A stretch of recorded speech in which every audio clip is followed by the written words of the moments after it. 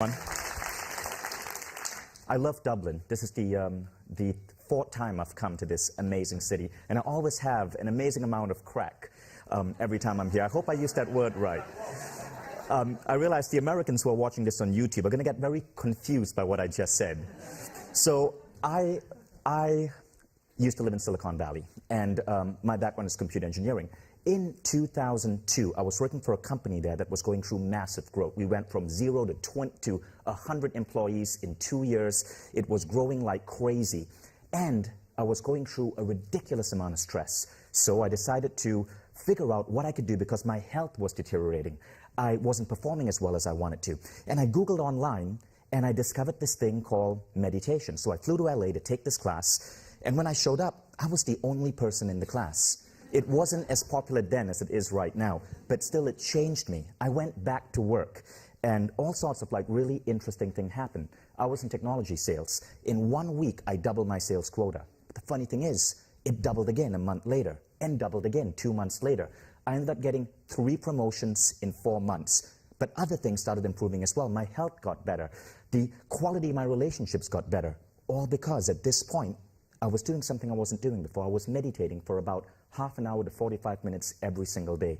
It was a discipline I did every morning before starting work. And as I got better at it, I decided that, well, one thing really bugged me. The fact that I was the only person in that class, given how awesome it was. So I decided to start a company. I quit my job about 18 months later, started a company called Mind Valley, trained myself to be a meditation instructor. At that point, I was in New York. And I decided to launch as many companies as I could, filling that gap in our education that teaches people mindfulness, meditation, contemplative practices, how to have better relationships, nutrition, health, wellness, the stuff that we truly need to have rich lives, but the education system somehow forgot. So that's what Mind Valley does. I'm now sort of like an investor. I invest in companies that are helping us lead richer lives. Companies such as the Mind Valley Academy, which is one of the largest online universities for mindfulness and meditation, or Omvana, which is the #1 meditation app in over 30 countries. Now, I work with about 200 authors in America and around the world who teach this, but people always ask me, how do you meditate? So, meditation was my biggest tool. It helped me get Mind Valley to where it is today. We've won numerous awards for being one of the happiest workplaces in the world, and a lot of it is because we practice what we preach. But meditation was really the tool I used to build up my business and not get stressed out or kill myself while doing it. And when people ask me, how do I meditate, given the sheer number of meditation apps and products that are in the Mind Valley ecosystem, I tell them this. I created my own method by taking little bits of ideas from a wide variety of different practices. What I wanted to do is really think like a hacker. I guess being a computer engineer, I tried to hack everything about myself. So I was meditating for 45 minutes a day, and I decided, I want to get the same amount of results in 15 minutes. So I started developing simple processes to identify what was it that I was experiencing, what were causing these results, and figuring out how I could make them tighter and more efficient. Now I meditate for about 15 minutes a day, but I'm getting way better results. But it's a specific style that I'm doing. Now, this style doesn't come from any culture or religion, in fact, it's been something I've been experimenting with for a decade. And Soren asked me to come here and teach something really valuable. So I thought, rather than give a speech, what I wanted to do is simply teach you this particular style, something you can take back home and try in your lives. Now, this particular method is something I call the 6-phase meditation. And it's used by some tens of thousands of people who discovered my YouTube videos or little articles I wrote about it. I freely give it away all across the web. But it's something that means a lot to me. It's how I start every single day. And I'm hoping that you might get something out of this, a particular practice you could take home and try out for yourself. So here's what it's based on, right?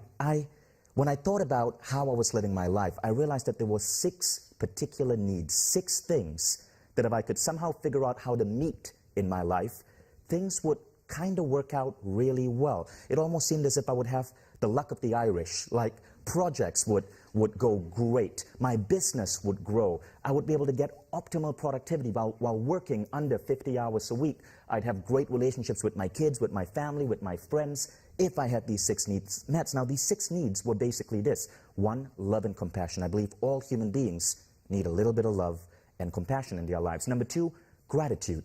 The idea of being happy and not tying your happiness to some future goal, but being happy for what you've thus accomplished so far. Peace, being at peace with the world and the people around you. Vision. Yet, while having these initial 3 things, also having a vision for how you want your life to unfold in the future. And then, having a sense of control of how your day and your life is unfolding every single day. And finally, feeling supported, feeling as if they are, in some ways, maybe luck or invisible forces supporting you in life so that the big projects that you're setting out to do, you know it's going to kind of be okay.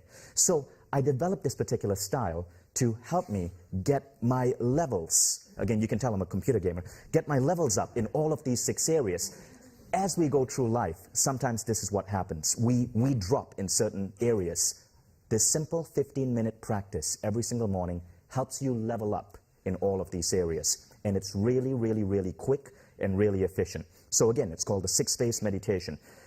Before I actually teach it to you, I just want to point this out to you. There's amazing, amazing amount of science on why meditation completely transforms you. And I'm going to go through this quickly because you all know this. What happens to your brain when you meditate? Well, drops blood pressure, and it actually gives you a healthier heart. It slows down aging. I'm actually 84. Its pain-relieving properties are almost twice as effective as morphine. It reshapes your brain, slows down aging of the brain, leads to better decision-making, attention, memory, and it makes you less reactive. You're less likely to get pissed off at the guy who cuts you off in traffic. All of this from meditation, and there's more.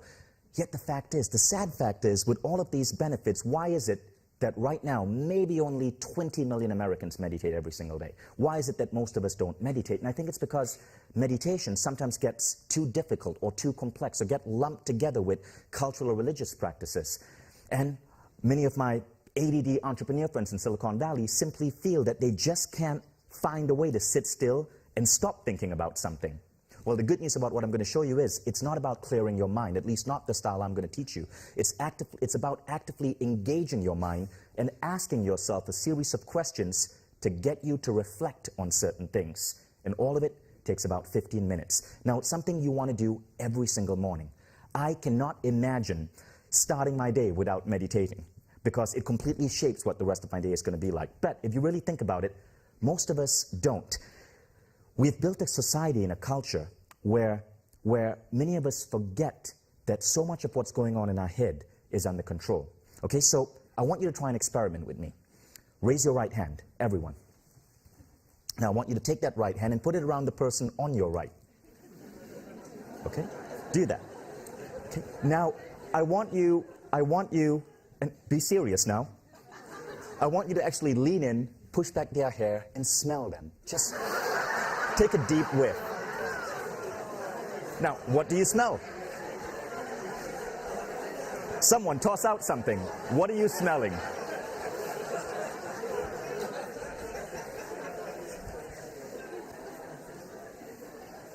Anyone?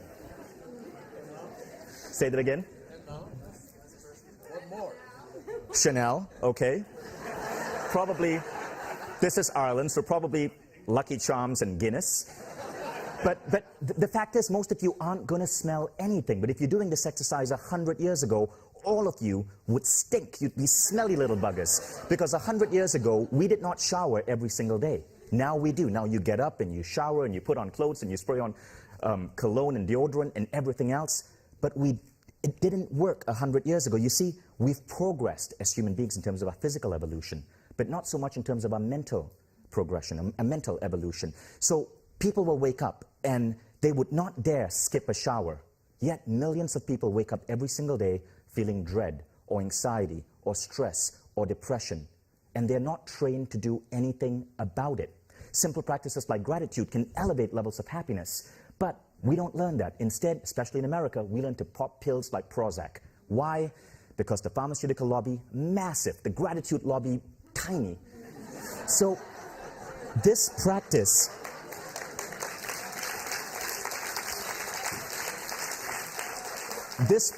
is designed to put this in your own hands. It doesn't require you to spend a dime on anything. All of it is going to happen in your head. So the 6-phase meditation, right? I'm going to tell you about these 6 phases and how we're going to do them. So the first phase is compassion, followed by gratitude, forgiveness, future dreaming, visualizing the perfect day, and then the blessing.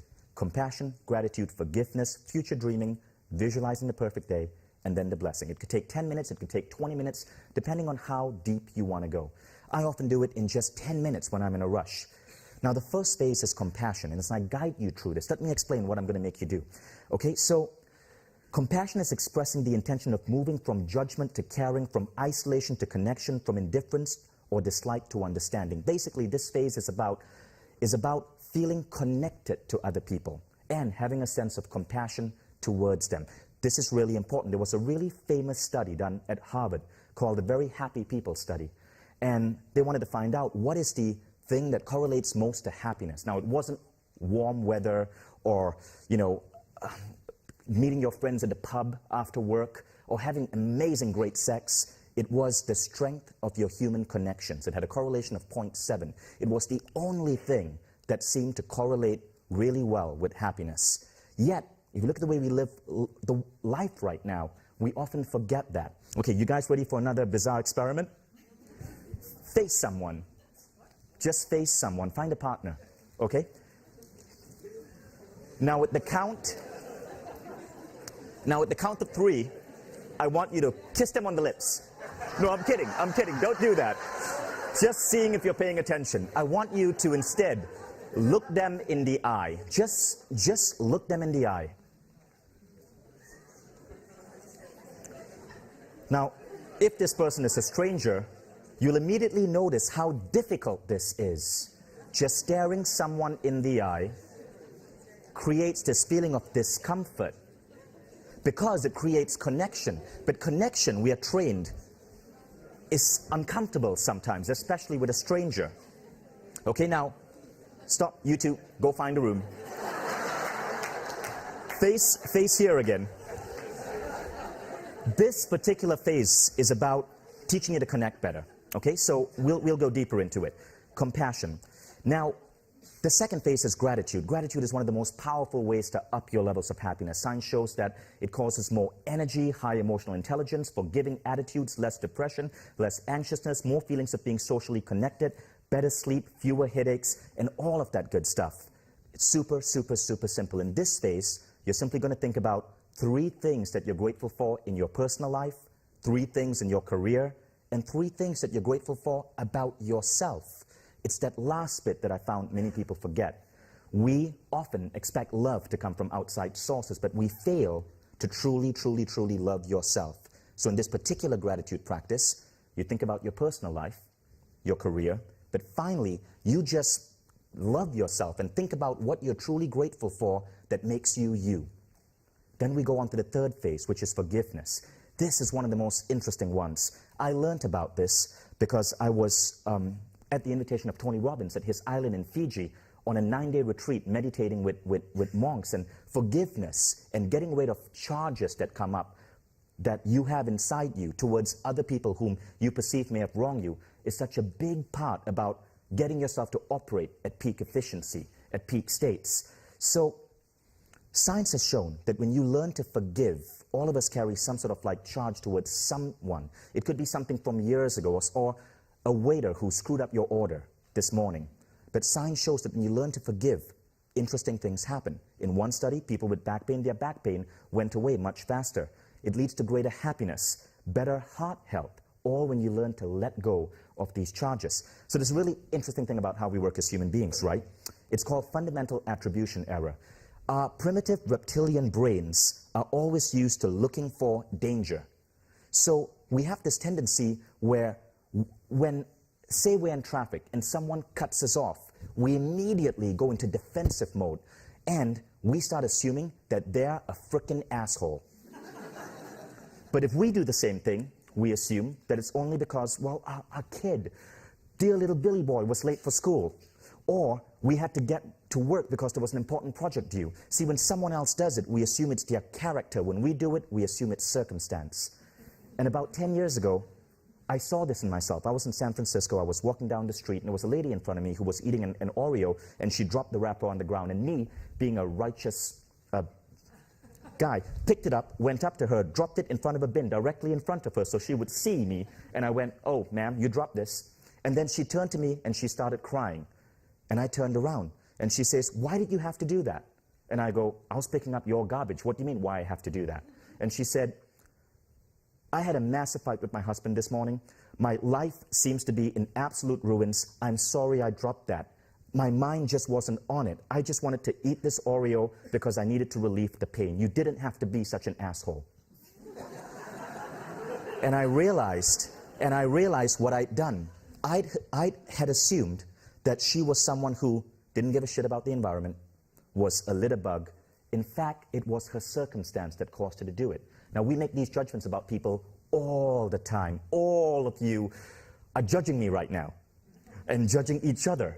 The problem is, these judgments often create charges. They create false ideas about another person. We carry them with us, and these charges hold us back. That's what this phase is about. Phase 3, forgiveness. So in this phase, you're going to bring to mind someone whom you feel may have wronged you, and simply repeat the statement, "I forgive you, and I ask that you forgive me." That's simple. Now we go on to phase 4. Now, phase 4 is about future dreaming. See, so far, everything that we've spoken about is about the present. It's about happiness levels in the present. Now we go to thinking about what's happening in your life in the future. So I'm a big fan of this phase. This is really what some people call creative visualization. I've experienced massive growth in my entrepreneurial career. And one of the reasons I believe I've had that is because I do this every single day. That used to be my first office in 2005. It was an absolute... I'm censoring myself because this is wisdom too. But you know what I was going to say. That's my office now. It just in 2012, it made Inc. magazine, top 10 world's coolest workplaces.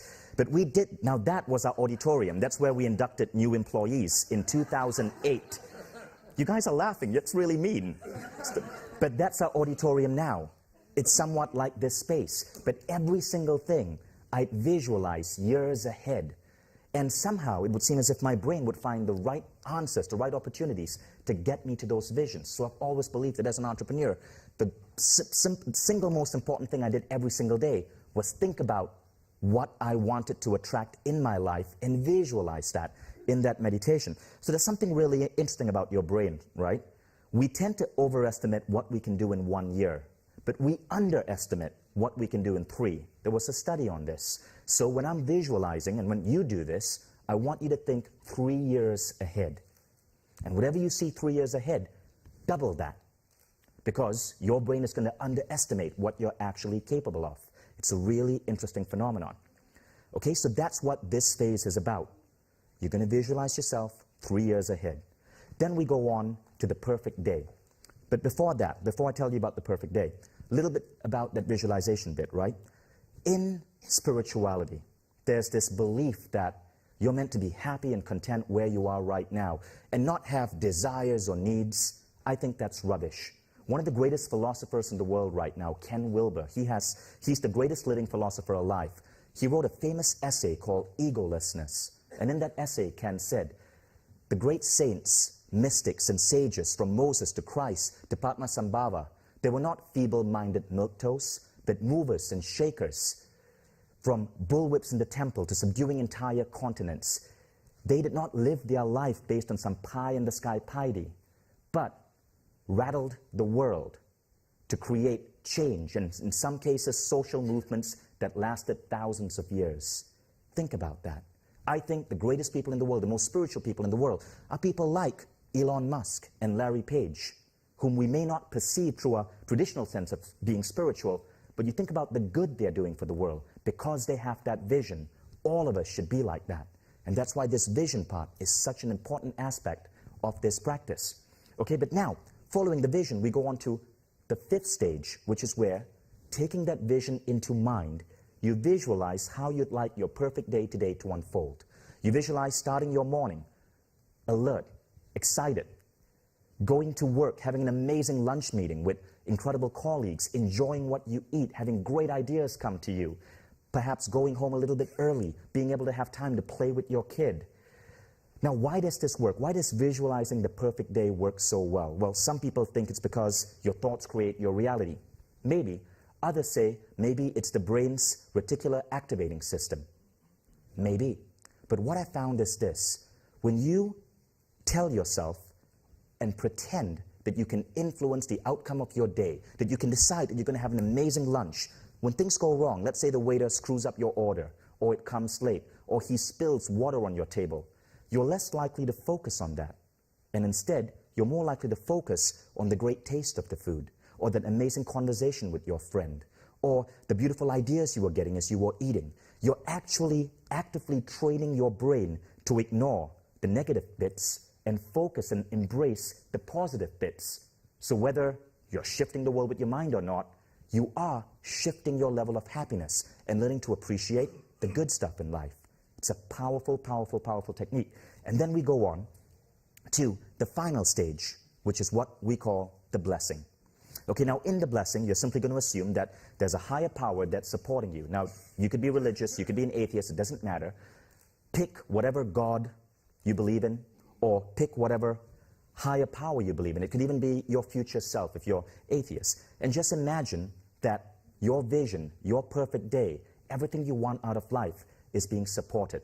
And you're going to imagine a powerful energy just flowing down into you, giving you the strength and energy to wake up and kick butt and make that day happen.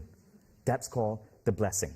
Okay, now, to summarize, compassion, gratitude, forgiveness, vision for your future, perfect day, and the blessing. And now what I'd like to do is actually take you through this. And don't worry if you don't capture it all now intellectually.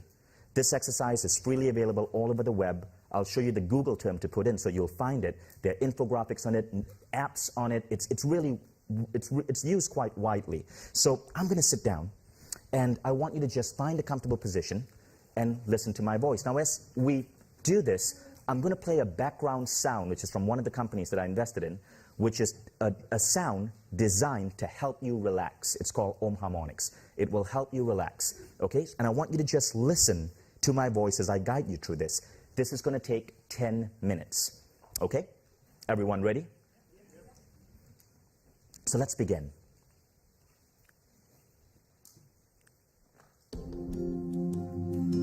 Listen to the sound of my voice.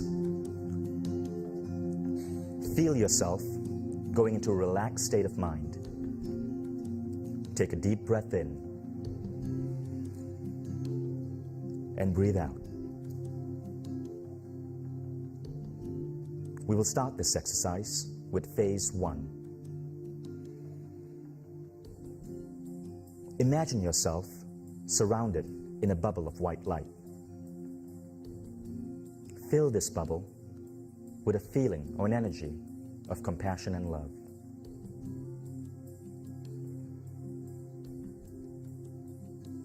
Feel yourself surrounded by this energy of love and compassion. You're now expanding this bubble to encompass everyone in this room.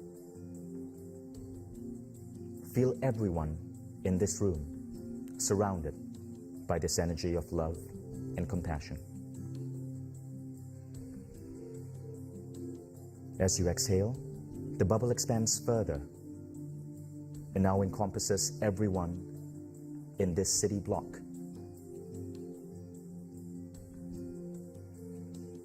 Feel everyone in this city block feeling love and compassion. As you exhale, imagine this energy permeating the entire city.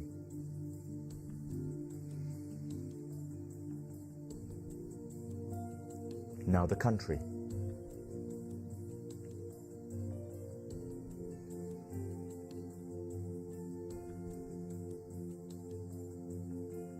Now see a vision of the earth in front of you. And as you exhale, See this energy encompassing the entire earth. Feel yourself connected to every living creature, plant, animal, and human being on earth.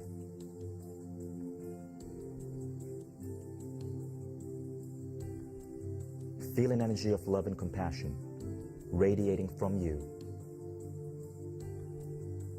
to earth. We now go on to phase 2. I want you to think about anywhere from 1 to 3 things in your personal life that happened in the last 24 hours or past few days that you could be grateful for. It could be a delicious cup of coffee, a hug from a loved one. It doesn't have to be anything elaborate.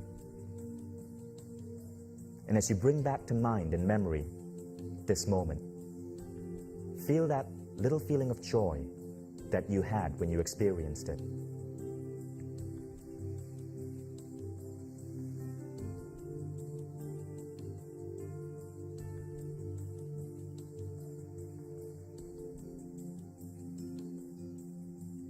Now think about your career and your livelihood. Think about anywhere from 1 to 3 things that you're grateful for that have happened in your career. Could be a project gone well, a raise, a business project that's blooming. Bring back to mind the feeling you had when you experienced this.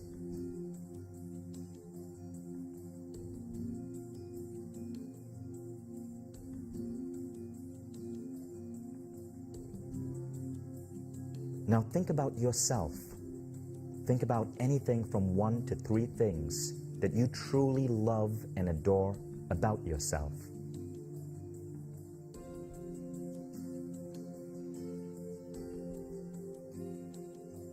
Feel a feeling of pride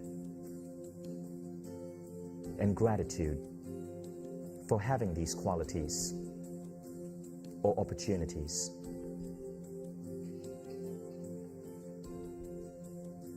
As you do this, it helps if you can recreate in your mind the emotion that you experienced when you first experienced these things. Now we go on to phase 3, forgiveness. Bring to mind someone. It could be someone recent, someone from the past, whom you feel you still have a charge that you need to forgive.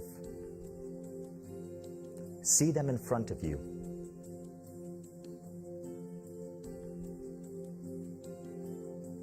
And repeat mentally after me. I forgive you.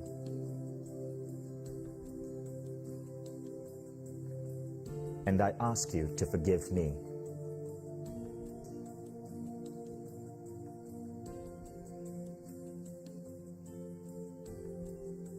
We now go on to phase 4. I want you to see some aspect of your life 3 years in the future. Could be you experiencing your ideal body and health, or your ideal love, or your ideal career, or adventure, or growth, or contribution. Pick any one of these. And feel the joy you would feel as if it were already happening. Play around with this for a few seconds.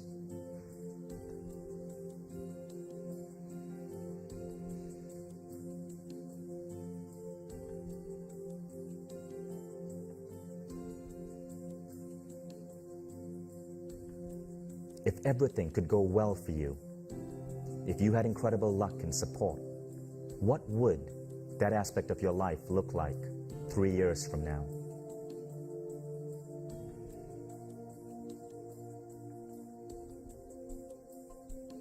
Feel the feeling you would have as if this were true.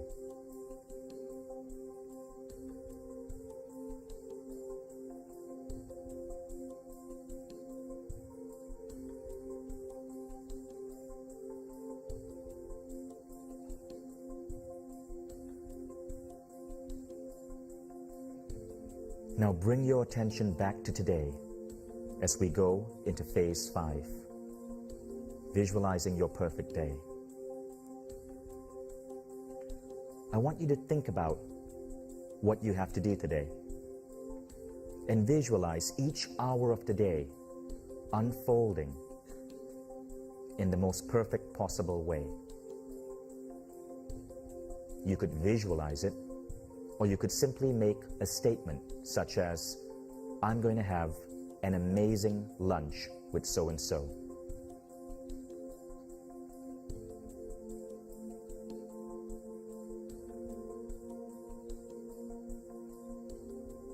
As you do this, pretend that you have power over how your life and your day is going to unfold. And you could direct things to appear, unfold, and flow to you simply by your thought. Just pretending it so tends to give you a sense of control and power that often leads to you having more positive experiences throughout the day.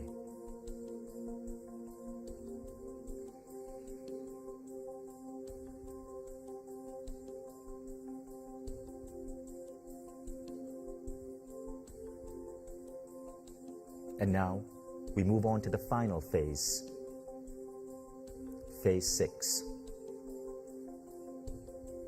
You've visualized yourself 3 years in the future. You've decided on how your perfect day is going to unfold. I want you to now imagine as if there's a higher power above you. It doesn't matter what your religious or spiritual beliefs are. The important thing is as if you feel that there's an energy or higher power supporting you in all your visions and intentions.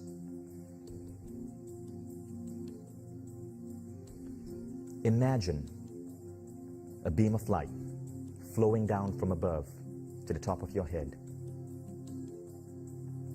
Feel this as a warm, positive, loving, supportive energy, and feel it gently flow down from the top of your scalp down to your forehead, your eyes, your face, your neck, your shoulders, your arms, all the way down to your fingers, your chest, your abdomen, your hips, your upper legs, your knees, your calves, and your feet, all the way down to your toes. Imagine yourself thanking this higher power or this supportive energy, and see yourself ready, empowered to face your day. At the count of 5, I'm going to count you awake. 1, 2, 3, coming out slowly now. 4, 5, eyes open, wide awake, feeling fine and in perfect health, feeling better than before. How did that feel? So you see how fast it went, right? It didn't take a really long time. And many of my entrepreneurial friends love it because you don't have to clear your mind. Now, some argue that this isn't really meditation. It doesn't really matter. It's simply the act of going within and consciously fine-tuning different aspects of your human being, hacking yourself, in other words, so that you have an optimal experience in this particular life.